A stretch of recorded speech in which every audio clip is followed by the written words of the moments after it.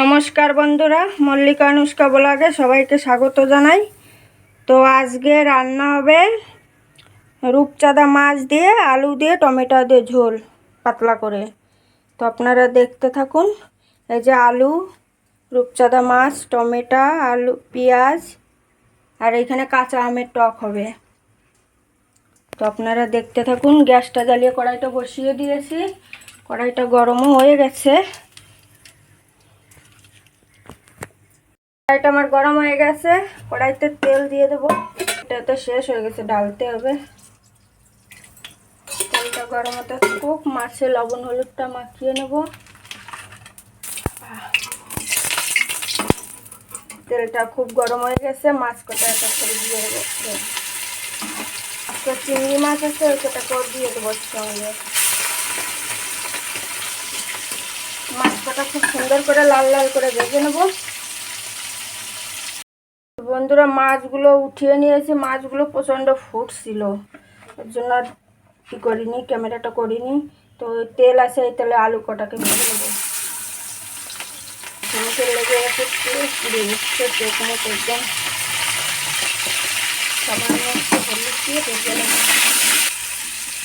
লাল লাল করে ভেজে নেবো আলু কটাকে।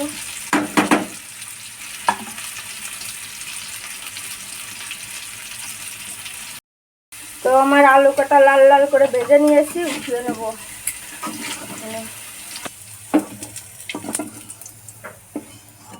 কড়াইতে তেল আছে আর সামান্য একটু দিয়ে দেবো। এক পাকে রান্নাটা করব।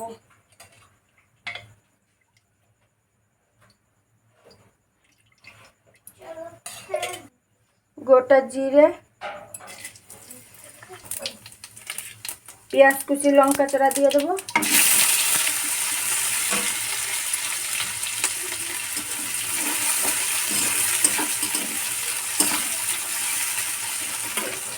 লাল লাল করে ভেজে নেবো একটু। পেঁয়াজ কাটাও হালকা ভাজা হয়ে গেছে। এবার টমেটো কুচি কটা দিয়ে দেবো।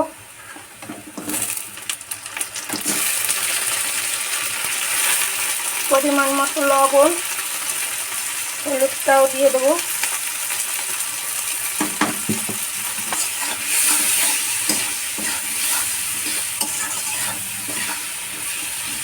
এটাটাও খুব সুন্দর করে গলে যাবে। তারপরে আলু কটা দিয়ে আর একটু কষিয়ে তারপরে জল ঢেলে দেবো।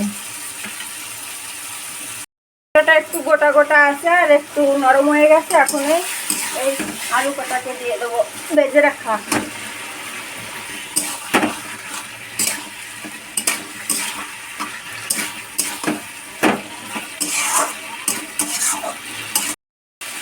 তো দেখুন আমার হয়ে গেছে কষানো।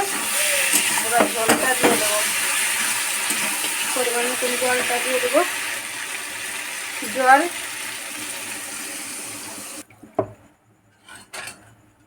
সামান্য আর একটু দিয়ে দেবো। এবার জাল হতে থাকুক। তো ঢাকনাটা খুলে দেখে নেব।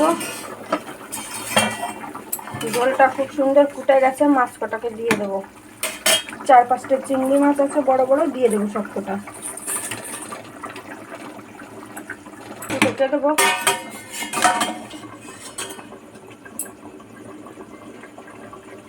তো তরকারিটা হয়ে গেছে। গরম মশলা দিয়ে নামিয়ে নেব।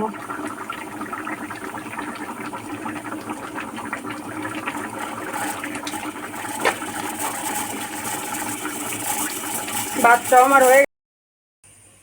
তো বন্ধুরা, তরকারিটা আমার হয়ে গেছে। আপনাদের কেমন লেগেছে অবশ্যই কমেন্ট করে জানাবেন, আর ভালো লাগলে একটা লাইক করে দেবেন। তো চলো, আজকের মতন শুভরাত্রি।